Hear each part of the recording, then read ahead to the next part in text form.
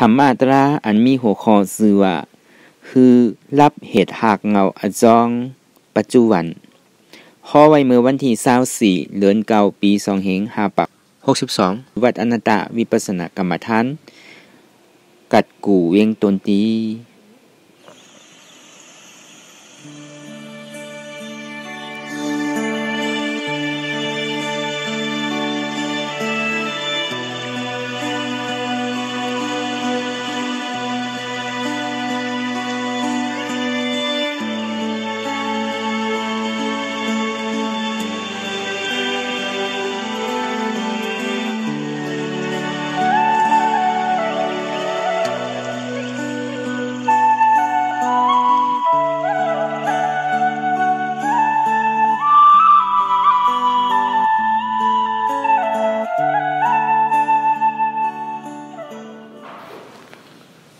ก่อนที่นาง ปฏิวัติบุกรรมในขาวเขาอ่อนกันไว้สาเหตุนาสามเจ้าก่อนพุทธังอีพุทธาเจ้านั้นผู้เสมีเก่าคาไว้คาอ๋อธรรมังตีธรรมนาตาเจ้านั้นผู้เสมีเก่าคาไว้คาอ๋อสังฆังติอาดิยาแปดเจ้านั้นผู้เสมีเก่าคาไว้คาอ๋อนบลงกันต่ออาดิยาเจ้าเขากูเจ้าก่อนอาดิยาเจ้ากูเจ้าคาในยามมือไหลก็ดีอันขาวหูเสแลตั้งกามหลงสามเปิงไล่ว่นพิษไล่ลาดพิษไล่เฮ็ดพิษมาเจอนั้นแค้นต่อกดปล่อยวางควางบันขาวเขาอย่าให้เป็นอันตรายหลงอันเฮตาบมากผลนิพพานนั้นสีกัมติคานอสาธุสาธุสาธุรายการนังอนัตตวิปัสสนาภาวนาหาหันยอดธรรมอนัตตาในอ่อนตั้งสุดในเฮานังไข่กุดขาขวาทับต่างขาซ้ายก็ไรอันนั้นขาซ้ายทับต่างขาขวาก็ไรในมือสองคนต่างตักพอเย้าไหนไว้ตัวเขาซื้ออย่าไปเคียงป้นตีเย้าก็อย่าไปหย่อนย่านป้นตีสังว่าเขาเคียงป้นตีหนาเนี่ยมันดีให้เธอเข้ากันสั่นเย้าก็ใครห้องใครให้เย้าก็หมอร่วมหมอปินไหลนั่นปองไว้แห้งสติเขานำนาป้นตีกว่าก็ในพอเขาหย่อนย่านป้นตีหนาเนี่ยมันเขางอตัวป้นตีหนาเนี่ยก็มันติกลมกว่าตั้งหน้าพอเย้าก็ซึกกว่าตั้งหลังพอเย้าก็เหงี่ยงซ้ายเหงี่ยงขวาเนี่ยอันนั้นปองว่าแห้งสมาธิน้ำหนามันติเป็นที่น้ำเมตตาใครรับเหงาเขานอนเนี่ยอาจารย์นิว่ามัชฌิมาปฏิปทานั่นอ่ำเคียงป้นอ่ำหย่อนย่านป้นกับกายโดยการไว้วางตูไว้วางใสไว้วางการว่นวางเขานั่นน่ะสมาธิที่ตั้งหันจือใจหมันแม่นสมาสังกัปปะว่นอันจือใจหมันแม่นอันนี้บอกว่ามัชฌิมาปฏิปทาอยู่ในสายกลางอ่ำเคียงป้นอ่ำย่านป้นอ่ำโจมลงกว่าตั้งใจอ่ำโผล่ขึ้นกว่าตั้งเหนือเนี่ยอันนี้เหมือนหนังคือเตียนมันไหลลงน้ำอยู่กว่าเส้นตั้งกว่าซื่อๆอ่ำเบ้ไส้อ่ำเบ้กว่าอ่ำกะกึดหรือไว้ผังปุ่นอ่ำมาข้างไว้ผังในอ่ำโจมลงตั้งไตอ่ำแห้งไว้ตั้งเหนือเนี่ยเพื่อนอยู่ในสายน้ำไปแล้วลอยไหลเข้ากว่าเปอร์ตีโดกาจูน้ำมหาสมุทรตลาดเหมือนหนังเมืองนี่ป่านั้นว่านั่นในก็มันก็เหมือนหนังน้ำมหาสมุทรตลาดเหมือนหนังตั้งหลังอาจองตั้งหลังเขาเลยเฮ็ดสังมาเสตาในก็เนี่ยเหมือนหนังน้ำผลเดียมันขุนมันโมเดียมันล่างน้ำพองน้ำเกน้ำเม เมื่อมันไหลจูอยู่นั่นเนี่ยก็มันดีขุ่นมันดีหวยดีหางดีจ้าเหมือนฝนตกฝนแห้งน้ำลมแห้งน้ำดินก่นดินปังเนี่ยเพราะว่าน้ำตกมาแห้งเนี่ย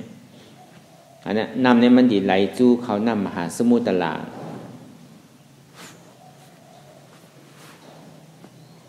เพราะว่ามันไหลเข้าสู่น้ำมหาสมุทรละอ่ำกึดอ่ำข้างยาวเนี่ยเพราะมันเข้ากับในน้ำมหาสมุทรละยาวเนี่ยก็มันก็ตีจืนใสเสียงๆนั่นน่ะเมื่อมันยังตึกอยู่ในกลางแกอยู่นั่นเนี่ยก็มันตึกขุ่นโมอยู่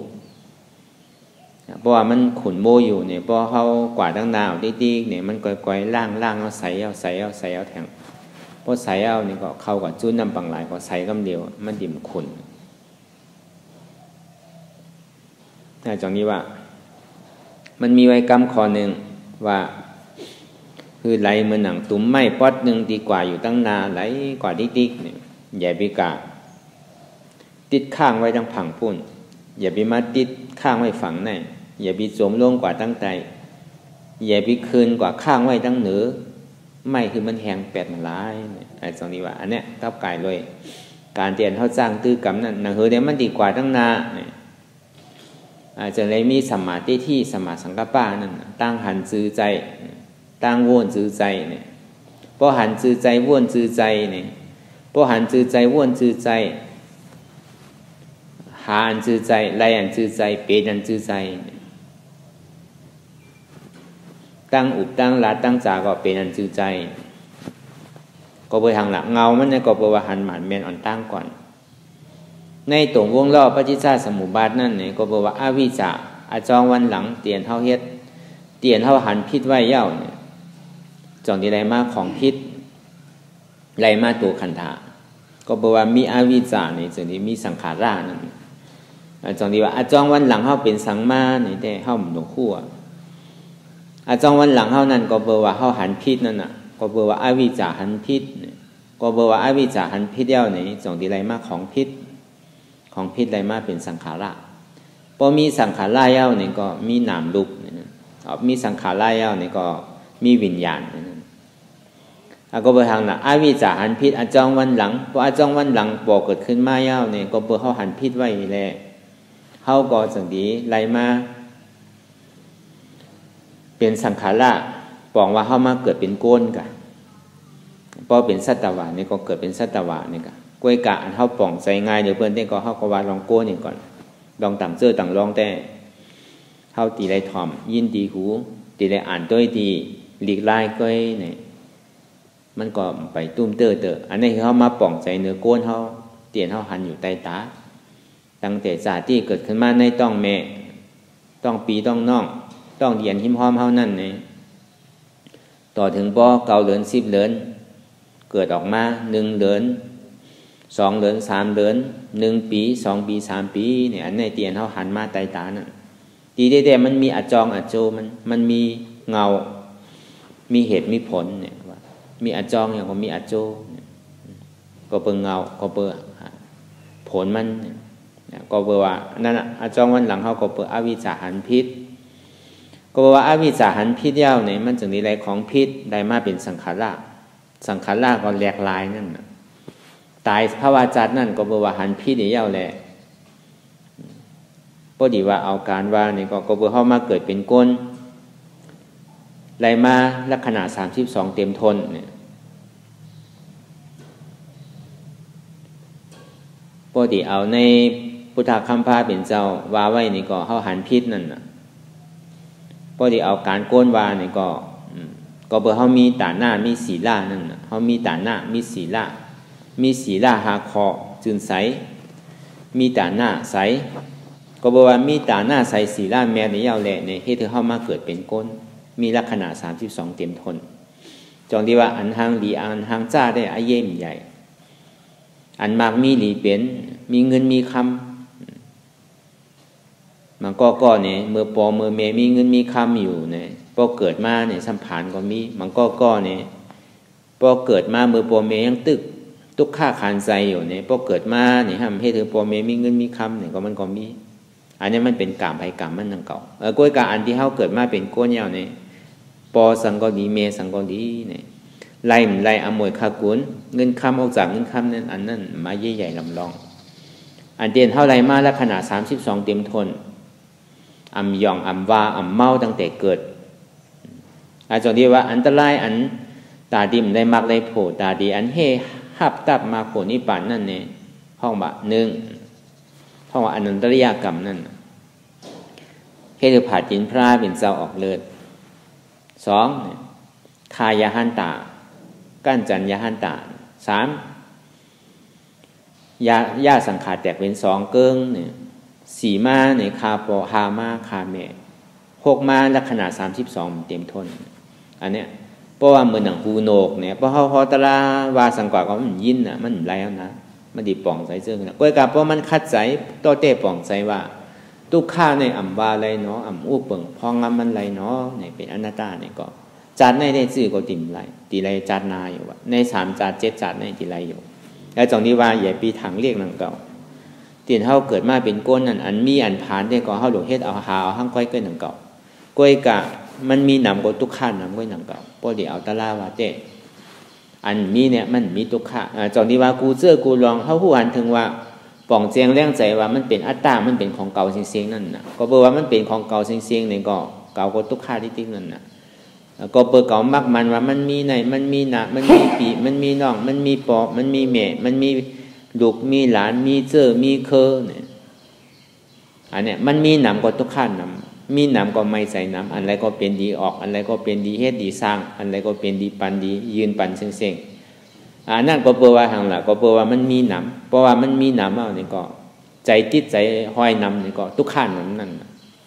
สองดีว่าเตียนเท่าไรมาลักษณะ32เต็มโทนนั่นในกามดีบุญมีเต้ๆพวกเอาการโลกว่าการโลกกาว่าพวกเอาการโลกกุตลาว่าจองวันหลังเตียนเขาหันพิษเย้าเนี่ยกำในต่อสืบในกว่าในเขาอย่าไปหันพิษแทงนั่นในศาสนาพุทธคัมภาเป็นเจ้านั่นจองวันหลังเขาเป็นอภิจาหันพิษจ่องดีมาเลยสังขาระนังฮือแลจองปัจจุบันพองยามเหลียวเนี่ยจองนี้ว่าจัดหลังปางก่อนเขาได้เฮ็ดสังมาในอำโลกธรรมว่าเขาเป็นอันไรมากคือผู้ป่องเจียงเลี้ยงใจว่าเขามีอวิชชาก็เปิดเขาหันพิษกำในอาจองตั้งนาอันเขาตีเป็นนั่นเขาตีเป็นสังก็อำโลมุงมองเขาโหลเหตุการณ์มันเหมือนไหนจองนี้ว่าเหตุการณ์ปัจจุบันพองยามเหลียวนั่นคือเลยเขาตีไรอันถูกอันหมันอันแม่นนั่นเนี่ยเขาตีไรมีสมาธิที่ตั้งหันจือใจสมาสังกัปปะตั้งวนจือใจตีได้มีวิจารนังเคยเรียนมันติมีสังขารนั่นตีได้มีตาวิจารนั่นน่ะตาไพ่ภายตามีญาณผู้หันถึงเฉพาะอันเตะที่มันเกิดขึ้นอยากว่าวนวางเฉพาะอันเตะที่มันรู้กว่าอันนี้พอผู้หันป่องเจียงเลี้ยงใจเรื่องไหนเอาเนี่ยอันไหนป่องว่าตั้งหลังเขาเป็นสังมาเนี่ยก็เข้าหมุนแดงใสเกิงตานอยู่เตียนเขาเกิดมาเป็นก้นนั่นเนี่ยก็ปอดีเมดีปอมีเงินเมมีเงินในอันนั้นลองไผ่ลองมันกามไผ่กามมันเกิดมาเป็นก้นเนี่ยก็เขามีลักษณะเต็มทนอันนั้นห้องว่าเป็นลาบใหญ่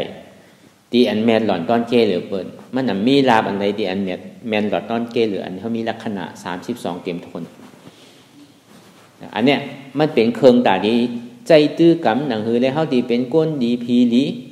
หนังหือเลยเขาตีเป็นสังลีเนี่ยตีเย้าตีสุดตีเสียงโจจัดในภาวะคอกตายคอกเกิดนั่นในนังคือเลยเข้าตีปิดอัปยาสีผมมีไรอันไหนแม่นตอนต้นเกเลยเบิ้ลตาดีมาเป็นพุทธคัมภีร์เป็นเจ้าในพระเป็นเจ้า3สูตรนั่นห้องว่าปัญญาธิกะสถาธิกะวิริยาธิกะนั่นเนี่ยก็ตีไรมีลักษณะ32เนี่ยมาเกิดในเมืองคงกังเนี่ยก้อยนางเก่าอันนี้เปิงตาดีมาเป็นพระเจกพุทธาเนี่ยก็ตีไรมาเอาในเมืองคงกังเนี่ยตาดีมาเป็นมหาสวากะอัคราสวากะปูนตามมหาสวากะอัคราสวากะเลยยะหันตาเขาเจ้าอันเนี้ยตีไรไม่เฮ็ดตีในเมืองคงกังในเสียงใจว่าพระเป็นเจ้าเนี่ยลูกเมืองผีมาลูกเมืองสางมาใจหนังเก่าพระเป็นเจ้าเนี่ยก็เป็นโกนเฮาเนี่ยใจขันธาของโกนเฮาเนี่ยก็เบอร์ของโกนเฮาเนี่ยมันมีกูเจอกูลองในขันธาหาเปิงเนี่ยมันเต็มทนมันเต็มทนนี่แหละจังดีมันเป็นตากึ่งตีเฮ็ดออกสังสารวัฏทุกข้าอะไรในขอกตายขอกเกิด มันเจจอดหมดเพราะว่าผีเนี่ยมันมีเต็มทนก็บอกว่ามันมีทุกข์มันมีแก่มีโหหอกโหซาแต่ที่เกิดสังเวกาตราแต่ก็มันก็หยาบนั่นนะจอนที่ว่าอันเท่าเกิดมาเป็นก้นนั่นโดยว่าทางเล็กเหมือนหนังวามานั่นอันทางดีอันทางซ่าเนี่ยก็มันอาใหญ่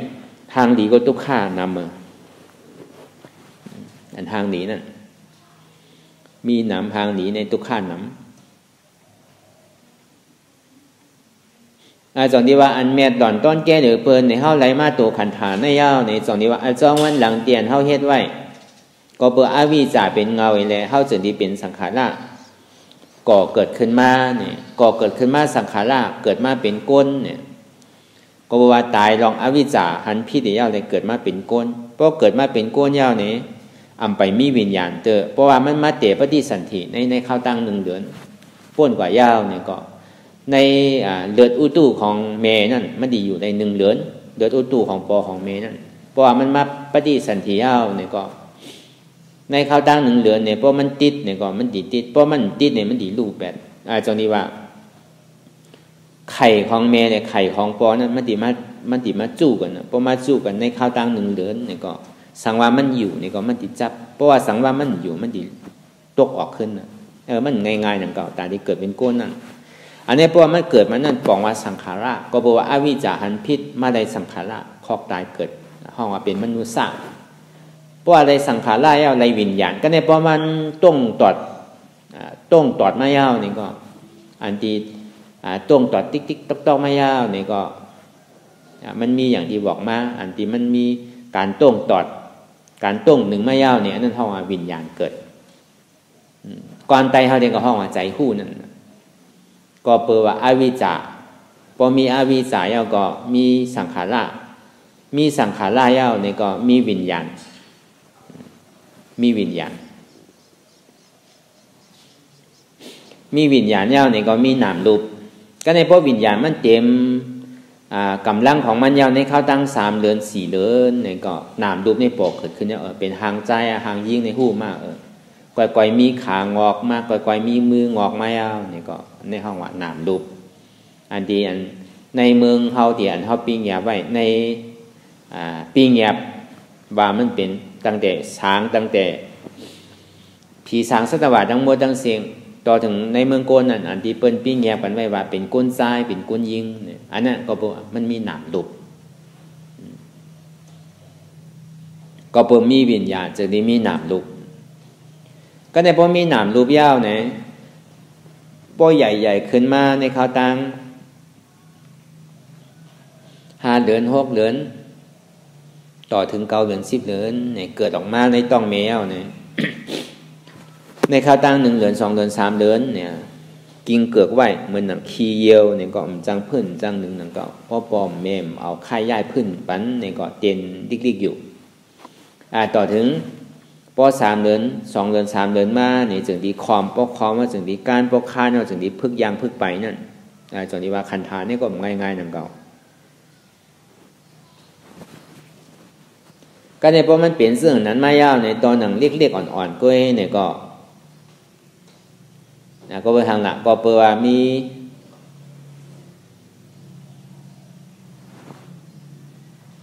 หนามรูปยาวเนี่ยก็จึงดีมี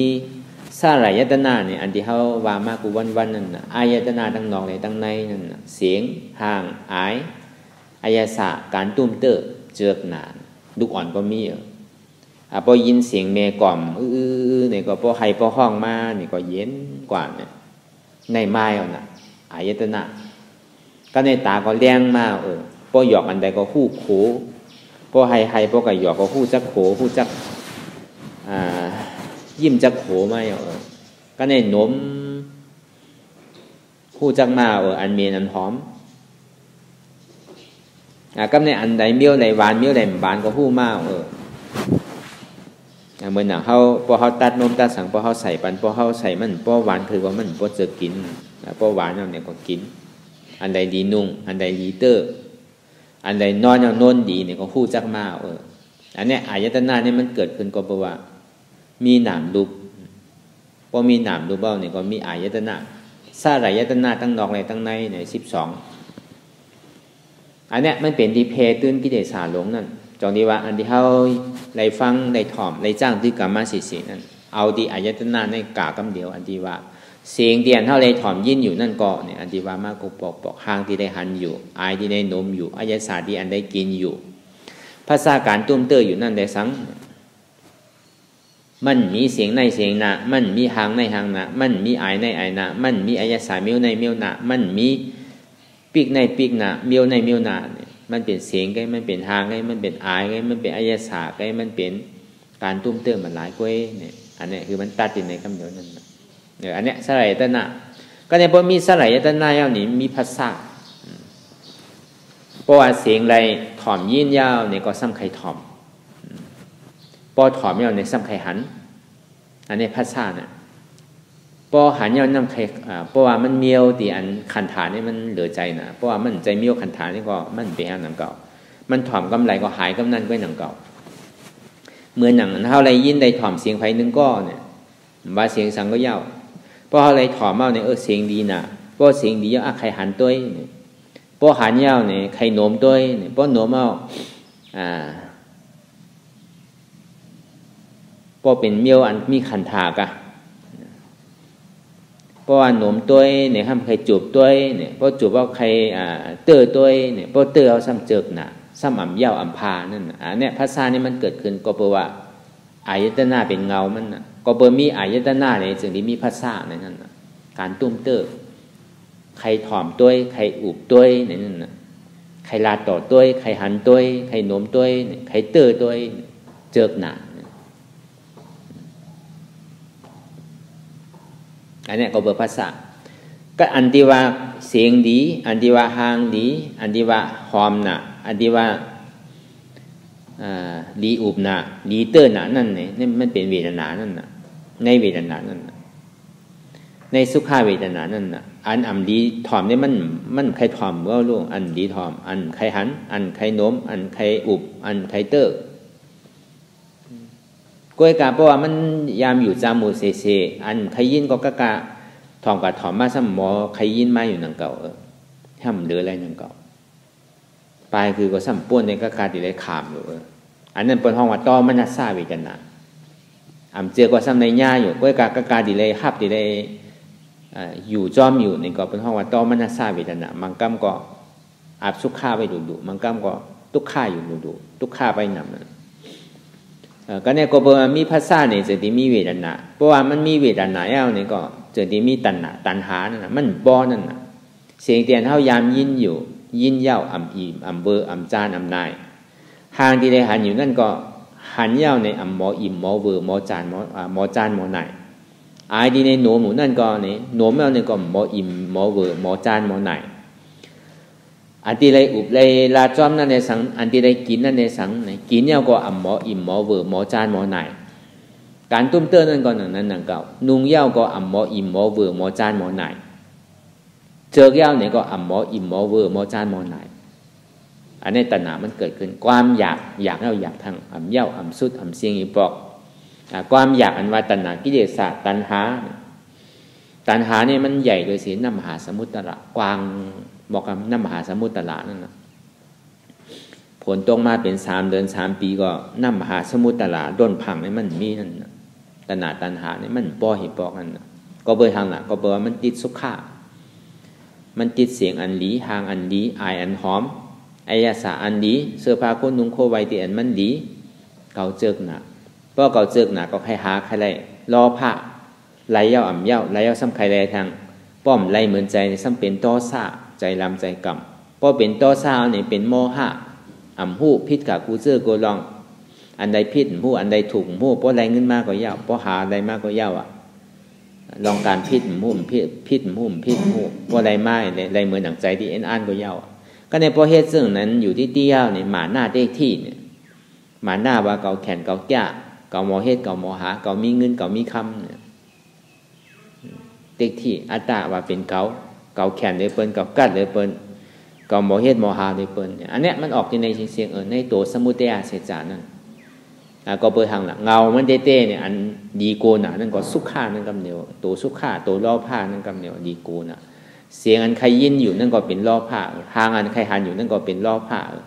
อายที่อันใครนมอยู่นั่นก็เป็นโลภะอายศาสตร์ที่อันใครกินน่ะนั่นก็เป็นโลภะตัวที่อันใครตุ้มเติ้นน่ะเสื้อผ้าคนนุ่งโคไว้ใครนุ่งหนานั่นก็เป็นโลภะเจิกหนานั่นก็เป็นโลภะอันเนี้ยโลภะเนี่ยก็เบอร์เขาติดสุขามานำนะที่จงนี้ว่าอยู่กับสุขานั่นลายแทบตัดหนังคือเขาที่ป้นใดนั่นเนี่ยเขาที่ได้อยู่กับสุขาเนี่ยอย่าไปติดมันแบบอยู่กับทุกข้าอย่าไปโกทุกข้าวะคืออยู่กับมันอะไรวะคือเขาป่องใจสองคอเนี่ยก็เป็นตาลาหนังเก่าเป็นตาลาอันเนี้ยมันดีเพตื้นซึ่งนั้นน่ะก็เบอร์มีตัณหาความอยากยาวเนี่ยป้อมเยื่อนไรเนี่ยก็อุปทานใจจับจ้อยเอาน่ะกำไหนจับจ้อยอันนี้จับจ้อยอันน่ะป้อมได้มียาวกับจ้อยไว้อยู่ก็กับพวกอะไรก่อนยาวว่ามียาวทางซ้ำจ้อยทางอันหนึ่งในที่ที่ก็เบอร์ตัณหาเกิดยาวเนี่ยก็อุปทานใจจับจ้อยอุปทานใจจับจ้อยเอาเนี่ยกรรมภาวะเป็นภาวะใหม่ทั้งเพราะเป็นภาวะใหม่ก็จาที่จาระแพทย์ที่เหมือนกันนะเกิดยาวตายทั้งเพราะเกิดตายก็เบอร์อันนะกลายเป็นอวิชชาหันพิษยาวกว่าปั่นตรงเหมือนตรงวงล้อปฏิจจสมุปบาทนั่นนะอันนั้นคือเขาพูดป่องเจียงแรงใจว่าเหตุหากเงาอจองปัจจุบันนั่นคือเลยเข้าตีตัดมันไหลนั่นไง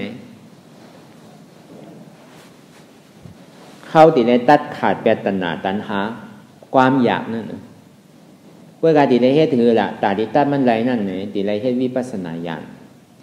ปึงอิงเนื้อเสตุข้าเวทนาอันเจ็บห้าวแห้งแข็งหนาที่มันโปกเกิดขึ้นอันที่ห้องว่าเสจาสีป้านั่นที่ได้ปึงอิงตัวในตาที่เผากิเลสาลงนั่นพุทธตกขาดกว่าอะไรนั่นอันนี้มันเป็นการปัจจุบันที่เขาเฮ็ดอยู่จนที่ว่าการปัจจุบันในมันติ่มมีรองตั้งหลังมันติ่มมีรองตั้งหน้ามันอยู่กับปัจจุบันนั่นก็เสจานั่นก็เป็นสังขารเป็นทุกขาเสจาเป็นสมุทัยเสจาผู้จักเงามันอันผู้จักเงามันนั่นห้องมันนอวิญญาณจงที่ว่าในกลางเกตาดีเอาตรงบ่วงรอบปฏิจจสมุปบาทที่อันเฮ็ดให้เฮาปั่นขึ้นปั่นลงเฮ็ดให้เฮาปั่นตรงยาวปั่นตรงทางอ่ำยาวอ่ำสุดอ่ำทรงอ่ำเสียงไอ้ปอกนั่นนั่นคือเลยเฮาที่ผ่าซับตัดคือมันพุดขาดไรนั่นเนี่ยเฮาที่ไรปึงอิงเหลือสิทุกขะอันที่เฮาโกกันเตียนเฮาใครทบใครยากันเตียนเฮาปลายอยู่เสียตั้งแต่ฮู้กว่ามาต่อถึงพ่องยามเดี๋ยวตั้งแต่เรียกอ่อนๆต่อถึงมาพ่องยามเดี๋ยวเนี่ยเฮาปลายมันเพื่อกับเฮาปลายมันตันหรือเสียต้าเนี่ยก็เฮาปนมันไรนั่นก็ป่นอะไร1 ยาม 1 วัน 1 เดือน 1 ปีป่นกว่ายาวเนี่ยก็คันถาที่โกต่อไปตีนของเขาเนี่ยมันเกิ้งหมดติ๊กๆน่ะแต่มันตีหนุ่มมามันมีรู้เท่ากูมือกูวันน่ะวันหนึ่งยาววันหนึ่งป่นกว่า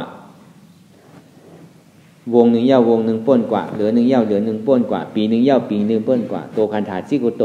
ต่อไปตีนเท่าในมันเกิ้งหมดติ๊กๆรู้เกิ้งกว่าหาตั้งเท่าเกิ้งกว่าหาตั้งตายอยู่ที่แต่มันดีหนุ่มเนี่ยมีแต่ตีเท่ายาวเท่าแทนเมื่อป่นก็เมื่อเจ้าก็พอเท่าเมื่อเจ้าในหนุ่มหนูเมื่อกลางในเจ้าเมื่อเรียกว่าเท่าน่ะกรรมทางกรรมปฏิเท่าทางเนี่ยมันเกิ้งหมดที่กันน่ะมันเกิ้งหมดที่มันพองงามมันใดอีก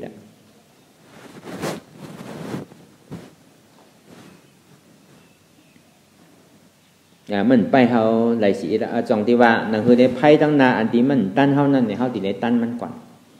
อันเฮาที่ตั้นมันนั่นอันตาดีตึกต่อเป้มันไหลในเหตุหากเงาจองทุกข้านั่นพอดีว่าเต้นในลึกๆมันก็เป็นอัตตานั่นที่ได้เอาอนัตตาต่อตึกใส่อัตตาหลงอันที่ว่าเก่านั่นที่ว่าเก่ามีเก่าเป็นเก่านั่นเก่าเนี่ยมันใหญ่ประตานฮือราเนี่ยในโลกก็ใครเป็นของมันหมดในโลกะในเหลือนกูห่วยๆก็ใครเป็นของมันในหลาวเนี่ยก็ใครเป็นของมันเป็นเจ้าหมดในเมืองผีเมืองสางก็มันใครเป็นอุปเปิงหมดอัตตาอันว่าอัตตาเนี่ยมันง่ายๆมันนาตานฮือละแผ่นดินเมืองเนี่ยนาอยู่240,000 โยชนาเนี่ยอัตตาเนี่ยนาเลยในแทงดงกว่าตั้งแต่สัตตะเลฉันเปตาอสุรกายนาลายเนี่ยเป็นอัตตากว่าเสียงในเมืองกลางหาวตั้งเหนือลุมเหนือผ้าตั้งเหนือนั่นเนี่ยก็ในไตลุมผ้าตั้งโมตั้งเสียงเนี่ยก็เป็นอัตตากว่าเสียงตั้งเหนือลุมผ้านั่นเนี่ยก็เป็นอัตตากับเสียงเป็นในสัจจวราตั้งโมตั้งเสียงใน26 ปงนั้นห้องว่าอาปายาสีปุ่มมี4เมืองโคงกลาง1เมืองผี6โคงเมือง35โคงนั่นเป็นอัตตากว่าเสียงมันหนาว่าจากนั้น จนนี้ว่าเฮาวางอะไรเฮาปล่อยอะไรเฮายึดเฮาติดเฮายับเฮาพาอะไรง่ายๆยับได้ยับอะไรอยู่ก็คือพานั่นน่ะบางพอเฮายับเฮาพานั่นเฮายึดเฮาพานั่นพอเฮาพานี่ก็เฮาก็นักกว่าติดๆนั่นน่ะของหนังตัวเฮาห้างก้อยนี่ก็บ่นักกว่าลูกหยาบนั่งหยาบไปหยาบกินหยาบเกี้ยวหยาบตัวก็เหลียวก็ป้อเอาหยาบเอาก็เนี่ยเฮาซ้ำกับยับอันนี้เป็นของเก่าอันนาเป็นของเก่าเก่ามีในเก่ามีนาเนี่ยก็แค่นักเอานักแห่งนั้นสอนอย่าพลาดเป็นเจ้าเนี่ยมีหนามกับตุกข้านน้ำมันอันเนี้ยอันที่เข้ามาเฮ็ดเนี่ยมันเป็นเหตุทางเงาปัจจุบันนั่นคือแล้วมันที่สร้างถูกมันแมนเนี่ยอันที่เข้านั่งรับตาหาอยู่พ้องยามเหลียวนั่นเนี่ยอันเข้าหาอยู่นั่นเนี่ยเข้าตีได้หันสังหละเนี่ยตีได้หันทุกข้าเสียจ่า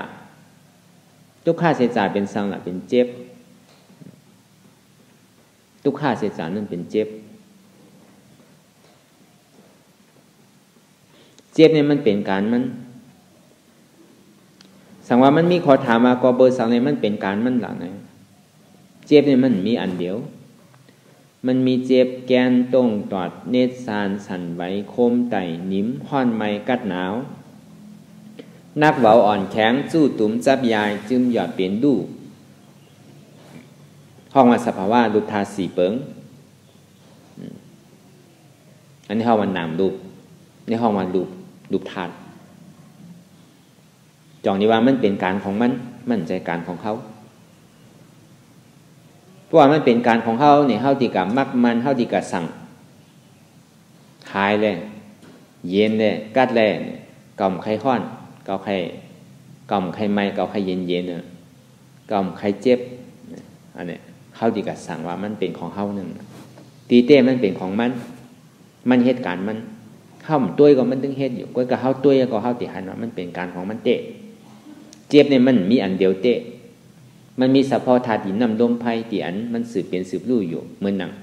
ธาตุลมเนี่ยก็เจ็บแกนต้งตอดเนตรสานสั่นไหวโคมไต่นิ้มในเป็นธาตุลมธาตุไฟก็ห้อนไม้ย่อก็กัดหนาวในเป็นธาตุไฟธาตุดินก็นักเว้าอ่อนแข็งธาตุน้ำก็จู้ตุ้มจับยายจึมหยอดเป็นดูในเป็นธาตุน้ำเนี่ยมันมีธาตุดินน้ำลมไฟเกี่ยวในรูปธาตุของเขานั้นมันมีสังมันมีหัวมีขามีมือมีตีนมันเป็นการของมันอยู่ยาวเหมือนหนังในทุงสภาวะเตียนเท่าไรทบไรหันอยู่เมื่อเลี้ยวก็น้ำดินหินผาต้นไม้ต้นตอกกูเจอกูลองเนี่ยก็มันก็มีเฉพาะธาตุดินน้ำลมไฟเสียงอยู่มันก็เหตุการณ์สภาวะของมันอยู่มันก็เหตุก่อของมันอยู่นะไฟก็อุปเปิงพ้องมันไหลเหมือนหนังตัวเขาก็เหมือนหนังนั้นหนังเก่าอันดีมันตุกข้านั่นเนี่ยก็เบอร์เขายึดว่ามันเป็นตัวเก่านั่นตีเต้มันก็เหมือนทุ่งจามมันเตียนมันโดดในเฮ็ดอยู่ก้อยหนังเก่าก้อยกับอันเท่าถูกดีหู้อันถูกดีเป็นการเท่านั่นในสาวหาเหตุหากเงาอจองมันก็เบอร์สังมีรูปธาตุตัวไหนก็เบอร์สังมีตัวทุกข้าเสียจ่าทุกข้าเสียจ่าตัวไหนเนี่ยมันเป็นผลเป็นอาโจมันแค่มันใจเป็นอาจองมันใจเป็นเงามันเป็นปลายมันแค่ก็ได้ตีได้สาวหาเหตุมันซื่อละเนี่ยเหมือนหนังวามาในตรงวงรอบปฏิจจสมุปบาทนั่นก็เปิดมีอาวิจาจะมีสังขาระก็เปิดว่ามีสังขาระในจะมีวิญญาณใจหู้ก็เปิดมีวิญญาณในจะมีนามรูปนั่นเงามันลูกดีวิญญาณมากลูกดีใจหู้ลูกดีวันมโนวิญญาณด้วยเขากว่าดีนั้นอันดีกับหู้จักว่ามันเจ็บแกนต้องตอดเนตรสานสั่นไหวไม่กัดอ่อนแข็งสู้ตุ้มซับยายจึมหยอดเป็นรูนั่นมันมีดีไรเนี่ยสาวหาเหตุหักเงาตีเต้ๆในอันกับคู่เต้ๆในมันมีโหมันมีมือมันมีขามันมีโตมันมีตีใจอันคู่อันห้องว่ามันนอวิญญาณกะหันว่ามันก็เป็นนามเตียนโตกับคู่นี่ก็เป็นนามไว้หนังเก่าห้องว่านามธาตุใจดีกับคู่จักว่ามันเจ็บแกนต้องตอดเนตรสานสั่นไหวไม่กัดอ่อนแข็งสู้ตุ้มจับยายจึมหยอดเป็นดูเนี่ยมันเป็นเฉพาะธาตุดินน้ำลมไฟอันที่กับพูดจักว่ามันเป็นเฉพาะธาตุดินน้ำลมไฟเนี่ยเป็นนามอันที่หันเนี่ยมันเป็นรูปอันที่คู่เนี่ยเป็นนาม ก็ในประวัติสังวามันกะหันเตี้ยวเนี่ยมันมีโหมันมีมือมันมีขามันมีโตมันเป็นรูปธาตุมันเป็นรูปธาตุเป็นสภาวะธาตุที่นำลงไพ่อันที่กะหู้เนี่ยมันเป็นมันนอวิญญาณเป็นนามธาตุก็ในพอเขากะหู้หันเต้เต้มันแม่เย้าเนี่ยมันมีโหมีขามีมือมีตีนเนี่ยอันนี้ปองว่าหันเต้พอหันเต้ก็ปองว่าเป็นสมาธิที่ตั้งหันจือใจอันกะหันอยู่ตัวในห้องว่าสมุทัยเสจาก็ใจก็แนะนำตอนพรดีมันเนี่ยมันดีมีอยู่สองเปิงเพราะเขากะหันเงามันเต้มีสองเปิงเป็นหือไว้ล่ะเปิงดีหนึ่งเนี่ยมันดีมีเฮ็ดเขามีตั้งเยื่อนอดกันไหลเขาดิ่มโกเจ็บเขาดิ่มโกทุกขะก็เปิดเขาหันว่ามันมีโหมีขามีมือมีตีนพอเขายังตึกวนว่ามันมีโหมีขามีมือมีตีนอยู่นั่นไงมันไปใจหันเต้เด้อมันยังตึกหันผิดอยู่ตั้งเป็นอวิชชาอยู่เพราะว่ามันยังตึกหันผิดอยู่เนี่ยมันดีเป็นสังขารนิติกะมันดีปอกขึ้นอันเก่าขึ้นนิติกะเพราะว่ามันหันหมาแม่เน่าเนี่ยก็มันเป็นแนวสังขารเพราะเป็นวิจารก็มันเป็นสังขารมันดิรับสังขารอะไร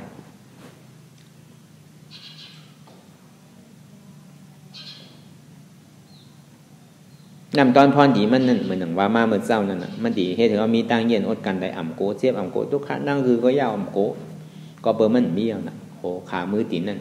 อันที่มันโกเนี่ยมันหยุ่มยามว่ามันมีขามีมือมีตีนกำขาเกาลอกกำเอ็นเกาขาดกำเนื้อเกาเซงกำดุกเกาหักกำยาวเกาดีงางอ่ะกำเอ็นเกาดีเปิงอ่ะเนี่ยก็เบอร์มันหยุ่มยามว่ามันยังตึกมีเนื้อมีหนังมีเอ็นมีหลุกนั่นน่ะมันยังตึกหยุ่มพีดอยู่นั่นน่ะก็ในพอมันกับหันเต้เนี่ยมันมีอ่ะถึงที่ว่าเป็นสมาธิที่ก็ในสองมาเนี่ยอยู่ๆเข้ากับวนที่อันใจหู้นั่นอ๋อที่เต้โตนั่นก็อ่ำใจเก่าใจนั่นก็อ่ำใจเก่ามันเป็นรูปธาตุนามธาตุมันอ่ำว่าอะไรมันอ่ำอู้เปิ่งพองมันไรเนาะอนัตตาอ่ำใจเก่าอยู่ๆซ้ำหรือมันอนัตตากับผ่าซับตัดไปดินั้นเนี่ยก็อันนั้นอัตตาที่วิจิกิจศาสตร์เนี่ยก็จังตกขาดกว่าไปสีภูมิอันว่านั่นก็มันดีรับกว่าไรเหลียวอันนี้นำตอนพรดีมันในมีสองเปิงอันนี้พอเขากับหันเงามันเนี่ยหันเจ็บผู้ว่าเจ็บในมีดีไหลเป็นสมาธิที่อันหันเจ็บนั้นมันเป็นการมันอันผู้เจ็บเนี่ยมันเป็นการเขาตีเลยมาตัวดีตัวผู้อัตตากิเลสเนี่ยมันมีดีรูปมันมีดีนามมันมีดีมันนอกวิญญาณมีดีใจผู้รูปเนี่ยมันเป็นตีปึงอาศัยโจเข้าพอเป็นก้นเนี่ยเป็นห้องมาเป็นรูปก้นพอเป็นหมาเนี่ยเป็นห้องมาเป็นรูปหมาพอเป็นวัวเนี่ยเป็นห้องมาเป็นรูปวัวพอเป็นควายเนี่ยเป็นห้องมาเป็นรูปควายก็นั่นก็เพราะว่ามันสู้โจก้นมันเนี่ยเพราะขันถาก้นมันแตกกว่าเย้าในวิญญาณมันควายวิญญาณมันสังกัดเตะเป็นวัวเนี่ยสังกัดมีตีวัวก็ในพอวัวควายกว่าเย้าในวิญญาณมันควายเด้อวัวก็ควายแบบก็ในสังกัดเตะตีหมาก็ในพอหมาตายกว่าเย้าในวิญญาณทำไปควายเด้อสังกัดเตะตีแมวพอแมวตายเย้าในวิญญาณมันตายสังกัดเตะตีเป็ดตีไก่ตีงูตีสังกวากว่าอันนี้ก็เปิดทางละคือเขาป่องแจงเลี้ยงใจว่าการมันเพราะเขากัดด้วยการมันเข้ากับเหมือนน่ะเข้ากับจอยแถมมันนั่นน่ะเพราะเขาหยุ่มยำว่าทุกข้านี่มันมีดีตัวเงามันเนี่ยมันมีดีตัวเพราะก่อตัวอยู่ในเพราะมันหายกับเขาใจเอาอ่ะอันที่เขายามพึกสติเอาสตินำหนาเข้ากับหมัดหมายต้องตีขาตีมือตีโหตีตีนเจ็บแล้วเจ็บแล้วแก่เนี่ยเนี่ยเพราะเขากับหมัดหมายซึ่งนั้นเพราะมันหายกว่าก็มันเย้านั่นน่ะมันเป็นการมันเหมือนหนังกับแทงแห้งมันทางก้อยหนังเก่าเพราะเขากัดตัวเพราะว่ามันเป็นการมันเขากัดตัวมันเนี่ยเหมือนเขากัดจอยแห้งมันเพราะว่ามันเป็นการเขาในห้องตัวมันก้อยกับมันสามารถจอยแห้งเขาจังนี้ว่าคือเลยคู่จักเงามันนั่นอันตัวเต้มันเนี่ยมันเป็นวิญญาณป้อนรับวิญญาณรับตัวในไรเนี่ยก็เพราะคู่ตัวในไรเนี่ยก็มันติมาจู้กันจริงๆนั่นนะก้อยกับมันติเย้าห้ามเย้าหนึ่งเก่าเพราะว่ามันย่ำหูตุกข้าและอนัตตาแต่นั่นเนี่ยมันจู้ไรในขันธาหาเปิงเนี่ยจังนี้ว่าป้อนรับรูปไรเนี่ยเป็นรูปป้าป้อนรับนามไรเป็นอารูปป้าเพราะเขาการรับนามอันเดียวเขาสัมหูจักทุกข้าเขาสัมหูจักอนัตตาสะพอเนี่ยก็มันก็เป็นรูปป้าอารูปป้าไว้นั่นก็อันนี้พอหูจักเงามันยาวหนังคือเขาตีคือคูจู้ป้องตาดิผ่าซับตัดแปดไรนั่นเนี่ยเขาตีในหูนั่นจังนี้ว่าหันเจ็บผู้ว่าเจ็บในมีที่ไหลเป็นสมาธิที่ตั้งหันหมานแม่จื้อใจกล้วยกะเข้าหันหมานแม่จื้อใจเสต้านี่ก็เพราะเขาบ้วนหมานแม่จื้อใจก็ซ้ำได้หนังเก่าตีได้บ้วนหมานแม่จื้อใจจังนี้ว่า ในมรรคอย่างกาแปดเปิงนั้นมันหันอยู่มันบ้วนก็มไรนั่นบ้วนอยู่หันก็มไรนั่นมันได้เพ่งเป้งกันนั่นก็ในพอเป็นเรื่องนั้นยาวสึงไหนที่ได้ยอมรับทุกข์ที่มันปอกเกิดขึ้นมาเนี่ยก็เบอร์สังที่ได้ยอมรับทุกข์อ่ะเกียนเฮาหักหนานั่นในอันเฮาว่าตัวเฮานั่นใจเฮานั่นเกียนเฮาหักหนาเลยเปิ้นอันว่าลูกล่างปีน้องเจอคือมึนคำอกจากกูเจอกูลองมันหักเตะอันที่มันหักเตะเนี่ยตัวมันนั่นน่ะเก่านั่นน่ะก็ได้ตอนอันที่เขาหักเตะเนี่ยเขาก็ย่ำปึงอีไรเนี่ยในตัวก็ตั้งแต่ที่คนต่อไปทีนั่นมันก็ยังเกิงอยู่มันก็ยังเจ็บอยู่มันก็ยังเหมือนใจเขาไรมันก็ยังมีการแดกลายอยู่ในตัวในใจนั่นก็เหมือนหนังนั้นหนังเก่าก็บอกว่าในตัวในเจ็บนั่นไหนมันมีการเป็นการดูอ่ำยาวอ่ำสุดอ่ำเสียงไอ้ปอกสืบเป็นสืบลูกกล้วยกาเจ็บนั่นมันใจว่ามีเป็นคืบมีเป็นศอกมีเป็นว่ามีเป็นรักใจมันสืบเป็นสืบลูกแล้วก็บอกว่าอันว่าสืบเป็นสืบลูกเป็นว่าความตายเป็นลูกเป็นอนิจจ์เนี่ยในปาลีเนี่ยมันเป็นลูกสืบเป็นสืบลูกอันนึงยาวอันหนึ่งกำทัดลมกำทัดไฟกำทัดดินอันนั้นน่ะปองว่าสืบเป็นสืบลูกอ๋ออันใดที่มันสืบเป็นสืบลูกมันคืออะไรมันคือนั่นน่ะมันเป็นทุกข์จองดีว่าในตัวนั่นก็เกิดดีไรมันคือมันเป็นทุกข์ก็ในใจที่อันกับพูดซ้อมมามันเจ็บแก้นตรงตอดเนี่ยสาที่มันสืบเป็นสืบลูกนั่นก็มันจะว่ามีเป็นคือเป็นศอกเป็นว่านั่นเก่าเป็นลักหนังเก่าเป็นซิบลักปากลักมันใจมันสืบเป็นสืบลู่อย่างเก่าใจที่อันกับผู้จอมก่อกำเจ็บกำแกนกำตรงกำตอดกำเน็ตกำซาสืบเป็นสืบลู่สืบเป็นสืบผู้เป็นปุ่นแดกลายไข่อยู่กูกินข้าวยามอ่ำกึดอ่ำดื้อใจนั่นก็มันเป็นลู่สืบเป็นสืบลู่เป็นปุ่นแดกลายไข่อยู่ก็บอกว่าใจนั่นปุ่นแดกลายไข่อยู่แล้วมันอ่ำเกอดีไรมันอ่ำปึงอีไรก็บอกว่ามันอ่ำเกอดีไรอ่ำปึงอีไรแหละนั่นอ่ะมันเป็นทุกข์จองนี้ว่าตัวเตียนเฮาหักหนานั่นก็อ่ำเกออีไรใจเตียนเฮาหักหนานั่นก็อ่ำเกอหลีไรก็บอกว่ามันอ่ำเกอหลีไรเลยนั่นย่อเป็นทุกข์อันนี้เขาปองใจว่าใจย่อเป็นทุกข์เด้ยอมรับทุกข์อันเนี้ยเส้นตาสายตั้งตาดีกว่าตั้งนานเนี่ยมันติได้ยอมรับทุกข์เพราะว่ามันยอมรับเนี่ยมันติปอกขึ้นตั้งหลังเพราะว่ามันยอมรับอะไรเนี่ยมันดีกว่าตั้งหน้าจนนี้ว่าคือยอมรับทุกข์ว่าในทุกข์ในมีเดพอยอมรับทุกข์แล้วเนี่ยมันดีมีข้อถามใจเอาตัวในอ่ำมันกึมใจเอาใจในอ่ำมันกึมก้อยการทุกข์ในมันกึมเจ็บในมันกึมจ่องมันกึมเพราะว่ามันมีข้อถามมันกึมหนังเก่าก็บอกว่าทุกข์นั่นไหนมันเป็นผลเป็นอาโจมันแกมันใจเป็นอาจองมันอาจองมันกึมก็อาโจนั่นก็มันกึมหนังเก่าจ่องนี้ว่าทุกข์นั่นก็อ่ำมันกึมทุกข์นั่นก็มันมีการแลกลายอยู่ดีเด้มันไหนก็ปฏิว่าเป็นห้องเวทนาทุกข์สุขะอุเบกขาก็การสุขะอุเบกขาได้เข้าว่าทุกข์นั่นน่ะมันจะดีเช่นจารีเตียนมันเป็นทุกข์สุขะอุเบกขาเนี่ยมันแยกลายนั่นน่ะมังปอกทุกข์มังปอกสุขะมังปอกมทุกข์สุขะนั่นน่ะอันนี้หันถึงการแยกลายมันตอนนี้ว่าทุกข์นั่นก็อ่ำมันกึมเพราะมันกึมที่ได้เฮ็ดหือไว้น่ะที่ได้แบกไว้ชื่อเลยแบกนะที่ได้วางแปดอันใดที่มันกึมนั่นเป็นทุกข์อันใดที่มันเป็นทุกข์มันอุปึงพองงมันไหลนั่นมันใจของเก่าใจตัวเก่าใจเก่าใจเจ็บเก่ามีตัวก็เป็นตัวนั่นน่ะเป็นทุกข์เป็นใจนั่นน่ะเป็นทุกข์เป็นเจ็บนั่นน่ะเป็นทุกข์มีแต่ทุกข์แค่เตียนมันเกิดขึ้นมีแต่ทุกข์แค่เตียนมันตั้งอยู่มีทุกข์แค่เตียนมันรู้กว่าเพราะเฮาก็ยึดตัวยึดทุกข์ยึดใจยึดทุกข์ยึดเจ็บยึดทุกข์ก็บอกว่าตัวนั่นมันกึมเฮาก็ยึดของที่อันมันกึมมันก็เป็นทุกข์ก็บอกว่าใจนั่นมันกึมเฮาก็ยึดพาของที่อันมันกึมนั่นก็เป็นทุกข์เฮาก็ยึดเจ็บก็บอกว่าเจ็บนั่นมันกึมเนี่ยเฮาก็ยึดของที่อันมันกึมนั่นมันเป็นทุกข์จงที่ว่าในรูปวิญญาณเวทนาพอเฮาว่างอะไรนี่ก็เป็นอัตตาในตัวในใจในเจ็บพอเฮาว่างอะไรนี่ก็เป็นอัตตาในตัวในใจในเจ็บนี่พอเฮาว่างอะไรนี่ก็เป็นอนัตตาในรูปวิญญาณเวทนาพอเฮาว่างอะไรนี่ก็เป็นอนัตตาพอเฮาว่างอะไรนี่ก็เป็นอัตตาอันนี้เขาปองใส่ตรงในก็นั่นเก่าในตัวในใจในเจ็บนั้นมันเป็นทุกข์เพราะว่าธรรมมีคือเฮาหันในตัวในใจในเจ็บเป็นทุกข์มีเดะธรรมมีหันธรรมใจฮู้ทุกข์ในใจเต้หมานเต้แมนเต้อัมบาไหลอัมอุบปึงพองมันไหลเต้ถึงว่ามันมีอัมอุบปึงพองมันไหลเป็นอนัตตา ทำใจก็ฮู้อันเนี้ยมี2ตัวนึงก็อย่างต่อก็ในประมาหูจูบปองมัวๆเสียงๆเตียนเฮายามได้ยินว่านามะรูปังอานิจจังนามรูปใจโตใจนี่ก็ใจเพราะในป่านี้มันดิปิ่นนามะรูปังอานิจจังนามรูปนั่นอัมมันกึมโตใจนั่นอัมมันกึมพยาเถนะก็แปลว่ามันอัมมันกึมแหละมันจะนี่ว่าเป็นเพไพเดือดไม่ห้าวแห้งแข็งน่ะมันมีเพไพอันไรที่อันห้าวแห้งแข็งหรือในแห้งนามะรูปังทุกขังก็แปลว่านามรูปนั่นอัมมันกึมแหละก็แปลว่าตัวใจนั่นอัมมันกึมแหละจงที่ห้องว่าตัวใจนั่นเป็นทุกขะนามะรูปังทุกขังพยาเถนะมันมีทุกขะในที่อันห้าวแห้งแข็งหรือในแห้งมันมีทุกขันในเดียนห้าวแห้งแข็งในแทงจะได้เข้าว่านามารูปังทุกขังพยาเถนะนามารูปังอนัตตาอาสาลกเถนะสาลังวัตานิปานังนามารูปังอนัตตา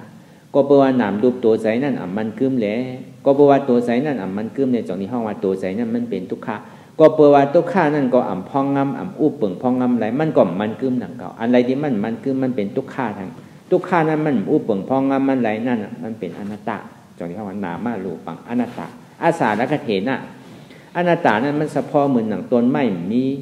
ร่อนมีแกนเหมือนหนังตุ่มกล้วยนั่นน่ะอนัตตาอาสาลกเถนะสาลังวัตตานิปานังเหมือนหนังบวกไม้มีตาเนี่ยพอใส่ตั้งเหนือลงตั้งไตอันนี้มันเป็นเฉพาะอนัตตามันเกิดขึ้นที่เต้ๆมันเขาป่องใจว่าอนัตตาเนี่ยมันเกิดขึ้นตั้งอยู่ลู่กว่าเกิดขึ้นตั้งอยู่ลู่กว่าเกิดขึ้นตั้งอยู่ลู่กว่าที่กันน่ะเหมือนหนังตาวันนั่นน่ะพอกลางในเจ้าก็คืนมาพอหนักอีก12ก็ตั้งอยู่พอกลางลามาก็ตกขึ้นอันนี้พอเมื่อใดเขาก็ยึดว่าตาวันนี่เป็นของเก่าเนี่ยก่อยขี้มันนั่นน่ะเตียนเขาหยุ่มกันเขายึดอันนั้น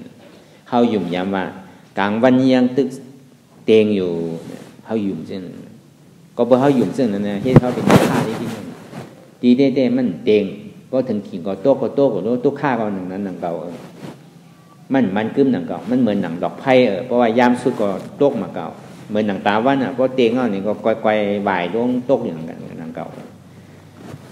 เขาซ้ำหยุ่มยามกันเสื่อในป่วนมาในพระวาจาใดปานใดเสียงมาต่อถึงในพระวาจาในปานในก็มันก็เหมือนหนังนั้นหนังเก่ามองหมุงมองซื่อล่ะเมื่อไหร่ตาวันดีโต๊ะเมื่อไหร่เดินดีออกเมื่อไหร่ลุกดีเกิดมันเหมือนมุงบ้องในมุงบ้องเพราะตันนั่นตันเดออดีเต้มันเป็นอนัตตาเขาซ้ำหูนั่นเขาซ้ำหยุ่มยามว่านามารูปังนิจังนามรูปเนี่ยมันคือมือตัวใจเขาเนี่ยเป็นของเก่ามันคือมือนามารูปังสุขขังตัวใจเขาเนี่ยสุขข้ามีทุกข้าวดีไรล่ะพออยากเขาก็กินเนี่ยพอขยักสังก็ซื้อกินก็รู้มันกัดทุกข้าวดีไรพอก้นก็พื้นปันเนี่ยเปียวว่าดีตายอันนี้เขาหยุ่มยามว่านามารูปังสุขขังนามารูปังอัตตานามรูปเนี่ยเป็นตัวเก่าก็ใครให้สังก็เกิดเป็นก้นก็ตายก็เป็นก้นก็หนังเก่าเมื่อเก่ามีอยู่ที่ไหนเก่าเกิดเก่าดีมีหรือในทางก็เบอร์เก่าเลยหลุดเลยต้านไว้น้ำเก่าดีพาหรือในได้มีแทงเก่าดีห้างดีหรือในแทงกำนำได้ก้นเท่ามันดีอยู่เช่นเราทำว่าสักกายาที่ตั้งหยุ่มพิษนั่น